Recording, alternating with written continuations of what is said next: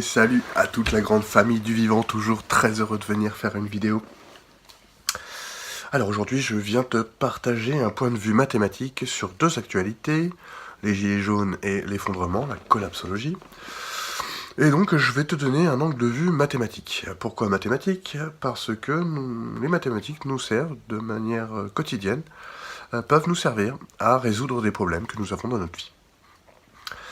Pourquoi les mathématiques plus particulièrement? Parce que les chiffres sont ce qu'ils sont. Ils ne sont pas sujets à interprétation. Et dans la vie, les choses qui nous arrivent aussi sont ce qu'elles sont. C'est nous qui venons juger du fait qu'elles soient trop courtes, trop longues, pas assez grandes, pas assez courtes.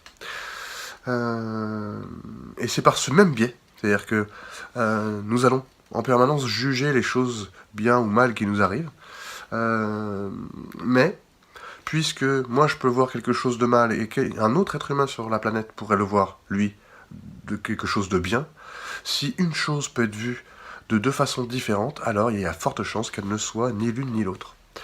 Et donc c'est pour vous dire que notre vie et les mathématiques, c'est le même langage. Sauf que, et c'est ce qu'on va voir, l'être humain rentre en jeu. L'être humain, avec sa raison, avec ses émotions, etc., vient rajouter un tas de choses à ces chiffres ou aux choses qui nous arrivent, qui sont ce qu'elles sont. Et c'est bien par ce biais-là qu'on fait des erreurs. Qu'on oublie les mathématiques, qu'on n'applique pas les mathématiques. Donc voilà pourquoi je voudrais parler de ce point de vue mathématique. On va commencer par les gilets jaunes. Les gilets jaunes sont sortis, d'ailleurs j'ai fait une vidéo qui s'appelle toujours la Révolution 1.0 problème ou solution, que je vous invite à regarder parce qu'elle est peu vue et c'est en plus la prémisse de cette vidéo aussi. Donc les gilets jaunes, comme je le prédisais, sont sortis pour des raisons pécuniaires, et un an plus tard, quasiment, on peut commencer à regarder quelles actions ont été mises en place qui allaient dans le sens de nous rendre de l'argent, ou en tout cas de faire en sorte que nous avions plus d'argent à la fin du mois. Et quand on regarde les actions qui ont été mises en place pour nous rendre de l'argent, eh ben, il y en a très peu. La majorité des actions n'allaient pas dans ce but, n'allaient pas dans ce sens de nous rendre de l'argent. Mais alors, pourquoi? Pourquoi? Eh bien, parce que les mathématiques nous disent que pour résoudre un problème, trouver le résultat à l'équation suffit. Trouver le résultat à l'équation suffit. Mais les êtres humains, eux, par différents biais cognitifs, etc., nous, on cherche une solution idéale. On veut une solution idéale. Or, les mathématiques nous disent que la solution idéale, par rapport à la solution juste, la solution idéale a tendance à générer plus de contraintes, c'est-à-dire à faire en sorte que nous ayons moins de moyens. Elle demande plus de moyens, cette solution idéale. Et qu'est-ce qui se passe quand nous n'avons pas les moyens de notre objectif? Eh bien, nous délaissons notre objectif principal pour essayer d'avoir les moyens. Et c'est exactement ce qu'ont fait les gilets jaunes, et c'est exactement ce que nous faisons de façon collective et même individuelle. Nous avons tendance à choisir un objectif dont nous n'avons pas les moyens en notre possession. Ce qui fait que très rapidement, nous délaissons notre objectif principal pour essayer d'avoir les moyens. Et c'est exactement ce qu'ont fait les gilets jaunes, c'est exactement ce que j'ai fait pendant des années et des années. Or, les mathématiques vous disent que l'idéal, le plus logique, le plus efficient, le plus probable, serait de réduire votre objectif jusqu'à ce que les moyens pour l'atteindre soient déjà en notre possession. Et oui, effectivement, la solution idéale pour les gilets jaunes, c'est la grande manif. La grande manif, on est des millions, on fait plier le gouvernement et il nous donne du fric. Ça, c'est l'idéal. C'est ce qu'on nous a d'ailleurs toujours vendu depuis 200 ans. On nous a toujours vendu cette manifestation avec des pancartes et des gens pas contents. Or, on voit bien que c'est pas du tout ce qu'il faut faire. Il faut d'abord se concentrer sur ce qui dépend de nous. Sur le pouvoir du peuple. Qu'est-ce que le pouvoir du peuple? Le pouvoir du peuple, c'est ce que vous ne pouvez pas empêcher qu'il fasse. Le pouvoir du peuple, c'est ce qu'il peut faire collectivement et individuellement. C'est-à-dire qu'il faudrait trouver des moyens que nous avons déjà. d'accord? Des moyens qui dépendent de nous. Des moyens que personne ne peut nous empêcher de faire. Et pour ça, il nous faudra trouver la solution à l'équation. Donc vous voyez bien, finalement, l'objectif qui est A, c'est d'avoir plus de thunes à la fin du mois. Pour que cet objectif soit atteint, il faut absolument que nos moyens soient supérieurs à ce qui nous empêche d'atteindre notre objectif. Et effectivement, aujourd'hui, on se trouve avec la solution idéale des gilets jaunes qui fait que ça demande tellement de moyens qu'il faudrait qu'on soit plusieurs millions de gilets jaunes. Et donc notre stratégie s'est rabattue sur avoir des millions de gilets jaunes. Pour éventuellement, peut-être, dans un futur proche ou lointain, avec le consentement du gouvernement, qu'il arrête de nous contraindre économiquement. Donc ça, en fait, la version idéale des gilets jaunes, c'est le gros plan pas sûr. C'est le gros plan pas sûr. Mais les mathématiques, comme je vous le disais, eux, ils vous disent qu'avant de miser sur le gros plan pas sûr, on doit d'abord miser sur le petit plan sûr. Le petit plan sûr, c'est ce qui dépend de nous. Ce sont nos responsabilités en tant que collectivité et aussi en tant qu'individualité. C'est très important d'avoir les deux dans nos moyens. Donc, notre résultat, c'est A, les contraintes, c'est B, et nos moyens, c'est C.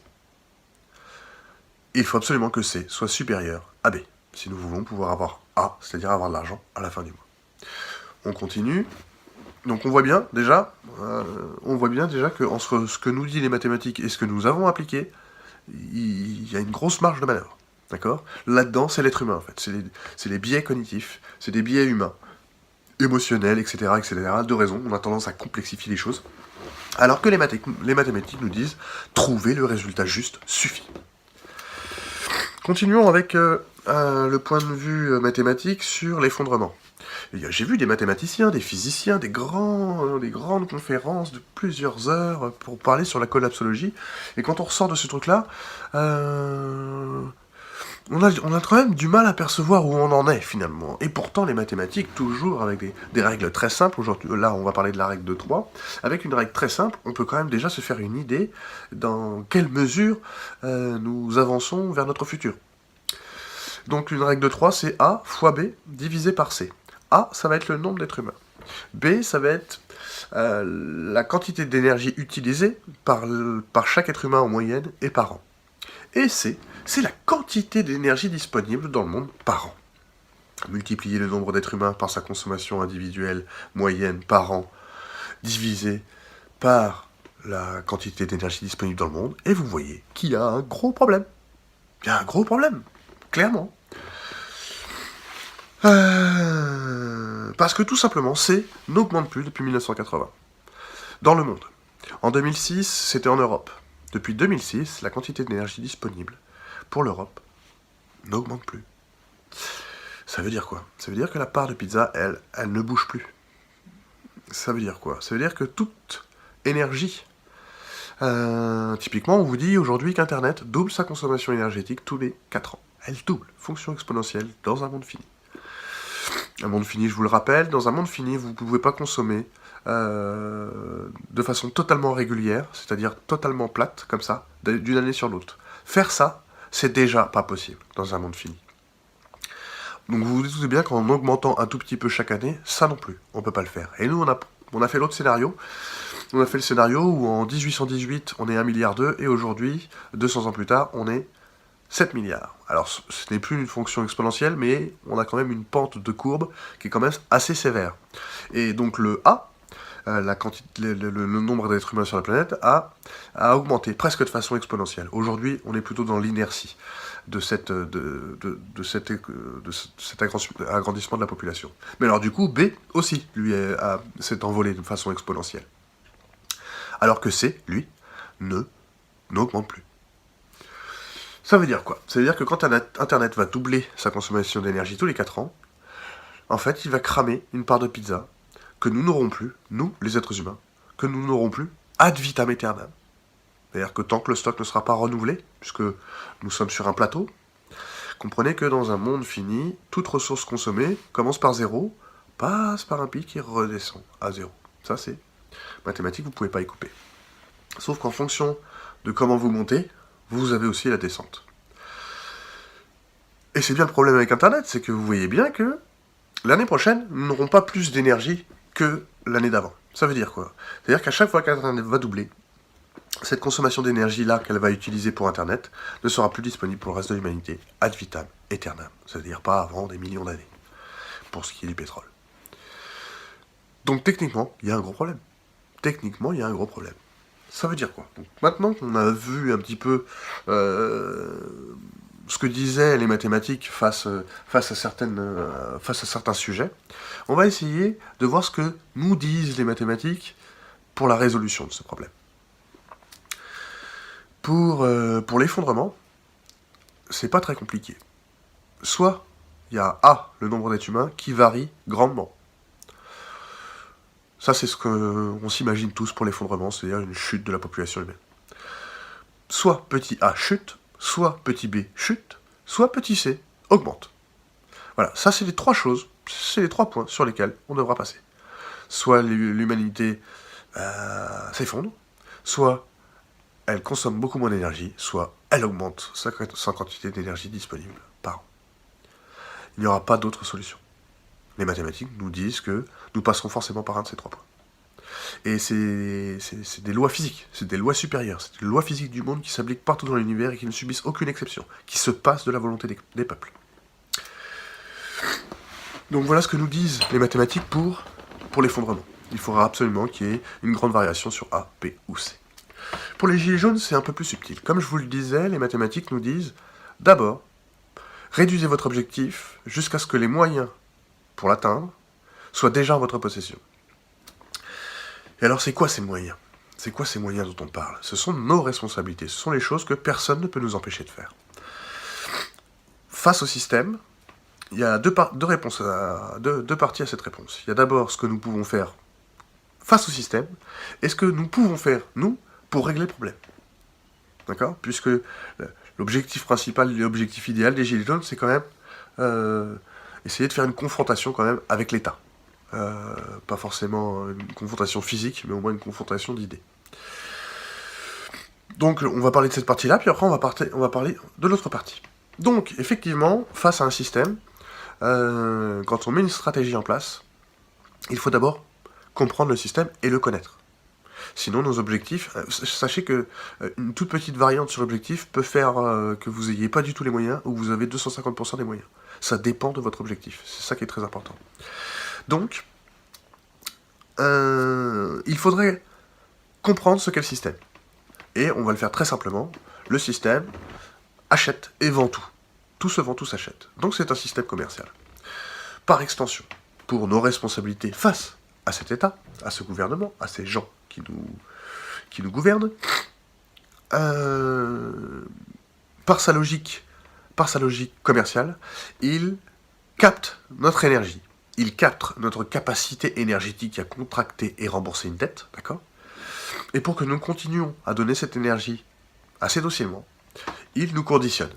De façon intergénérationnelle, il nous conditionne, il nous programme à faire en sorte que nous acceptions la volonté du marché.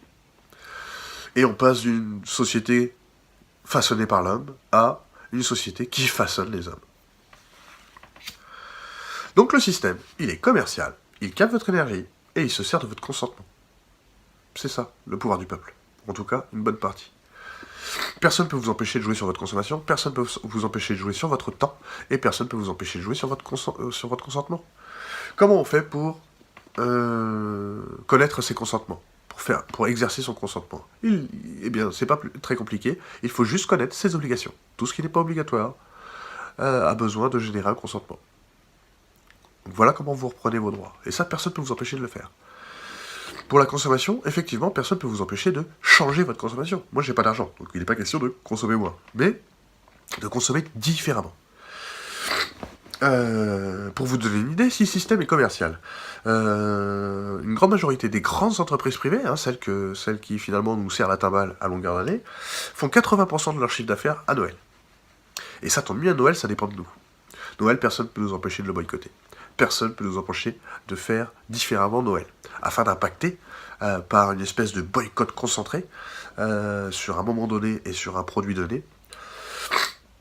Et bien ça, a une forte valeur ajoutée en termes d'impact, contre l'État, contre cette fameuse matrice commerciale. Donc c'était pour vous donner juste un exemple sur la consommation. Vous pouvez changer votre consommation. Et aussi, on a vu le consentement connaît ses obligations, et il y a aussi le fait de moins donner d'énergie et d'apprendre à en prendre plus. L'énergie, dans beaucoup de nos cas, c'est de l'argent. Donc c'est comment finalement prendre plus d'argent à l'État et en donner le moins possible. Et ben là encore, c'est une façon de vivre, c'est une façon d'orienter sa vie, c'est ce que je fais. C'est une façon d'orienter sa vie pour que mécaniquement, si on faisait tous ça un par un, eh bien, mécaniquement et mathématiquement, ça affaiblit l'État, sans une volonté de ma part de vouloir l'affaiblir. C'est juste que je récupère mon consentement, c'est juste que je récupère mon temps, et c'est juste que je récupère ma consommation. Puisque tous les choix que vous ne faites pas par ignorance, l'État s'en occupe, ne vous inquiétez pas. Donc, face à cet état, pour la première partie de cette réponse, nous avons notre consommation, nous avons notre temps et nous avons notre consentement. Ça, personne ne peut vous empêcher de le faire. Ni le voisin, ni 1 milliard de gilets jaunes, ni le gouvernement, ni quoi que ce soit. Ça, vous pouvez le faire. Ça, c'est le pouvoir du peuple. Mais le peuple, c'est un peu comme une image. Le peuple, il est armé de 3-4 battes de baseball, d'accord ? Et il va mendier à son bourreau, qui lui est armé d'une petite cuillère. Il vient mendier à son bourreau un peu d'amour. Et encore pire que ça, c'est que plutôt que de se servir de ces 3 battes de baseball, eh ben, il veut absolument prendre la cuillère du bourreau pour pouvoir lui taper dessus. C'est exactement ce que nous faisons. D'accord ? Parce que nous ne prenons pas conscience de nos pouvoirs. Et puis c'est vrai que c'est tellement plus facile quand c'est idéal, puisque nous n'avons pas à changer nous-mêmes. Donc voilà pour la première partie de cette réponse, et sur la deuxième partie, qui me semble être la plus importante, ce sera de régler les problèmes nous-mêmes. C'est le cap qui manque aux Gilets jaunes aujourd'hui, que nous avons passé depuis quelques temps, parce que il faut du temps pour comprendre qu'il n'y a rien à faire avec ces escrocs. Et donc il y a un cap à passer, c'est ne plus compter sur le groupe et ne plus compter sur l'État. Faire sans eux. Régler les problèmes sans eux. Dans une logique économique, n'oubliez pas, dans une logique économique, dans une logique commerciale, résoudre un problème, c'est vous couper de beaucoup de chiffres d'affaires. Parce que quand vous laissez perdurer un problème, vous pouvez vendre plein de choses pour y pallier. L'obsolescence programmée est un bon exemple. Or, vous ne faites jamais de ça dans votre vie. Vous réglez les problèmes.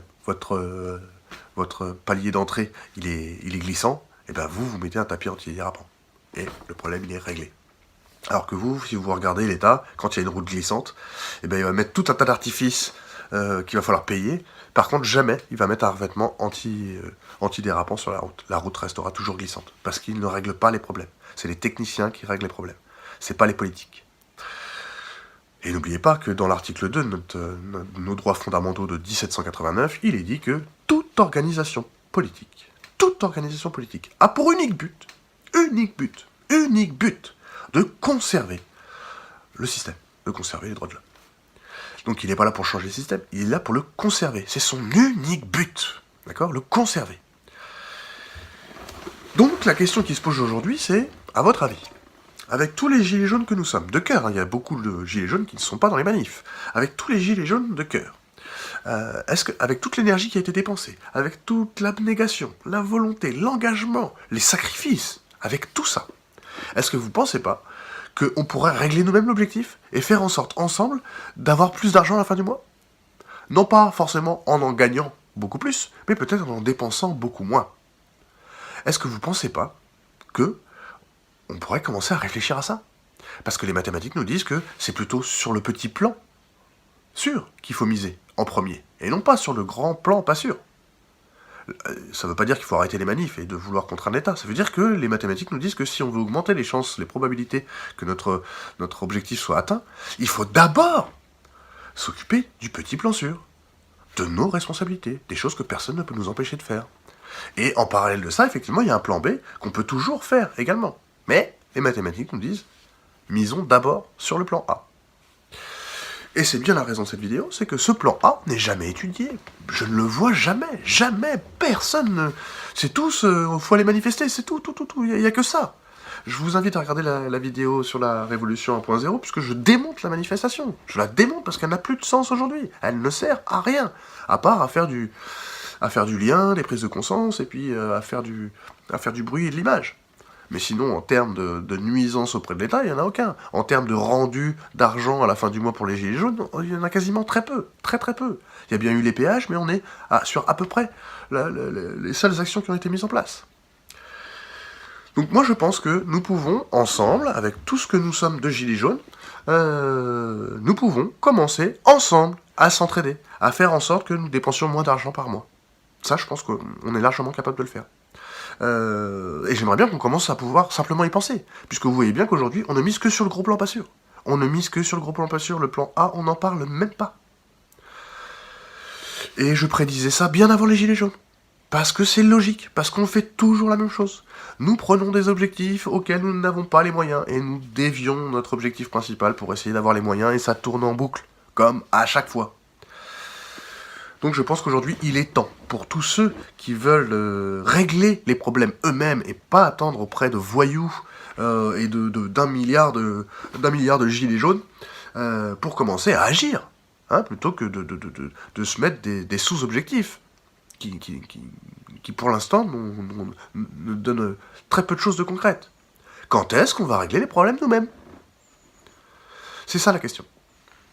Donc voilà ce petit point de vue mathématique. Vous voyez bien que les mathématiques nous disent certaines choses et que, mais en tant qu'être humain, avec notre raison et nos émotions, eh bien, on a tendance à rajouter des choses que les mathématiques ne rajoutent pas. Et ce qui fait qu'on fait des erreurs et que on s'auto-sabote, c'est de l'auto-sabotage, c'est un blocage psychologique que j'ai pratiqué pendant des années. Jusqu'au jour où, en choisissant d'écouter les maths, j'ai réussi à résoudre le problème en divisant mes moyens par 10. Par 10. Et pourtant, j'avais quand même la résolution du problème. Alors je vous laisse méditer là-dessus. Je sais qu'il y en a qui pensent ce que je dis. Et j'aimerais bien vous entendre là-dessus, ceux qui parlent beaucoup, ceux qui font beaucoup de gilets jaunes, ceux qui donnent beaucoup de solutions, etc. etc. Je voyais, comment il s'appelle, Pasco, lui il veut faire une manif par mois. Ouais, avec ça on va gagner les gars. C'est impossible. Comment ça se fait que dans les gilets jaunes, dans tous ces gens-là, il n'y a pas un seul type quand même qui voit bien qu'on s'est trompé. On agit, on fait des erreurs méthodologiques. Ce qui a tendance à montrer encore que c'est fortement manipulé, parce qu'effectivement les manifestations, c'est manipulable au début, c'est manipulable au milieu, et c'est manipulable à la fin. Et c'est pour ça qu'on vous l'a toujours vendu depuis 200 ans. Je vous embrasse et je vous dis à très vite.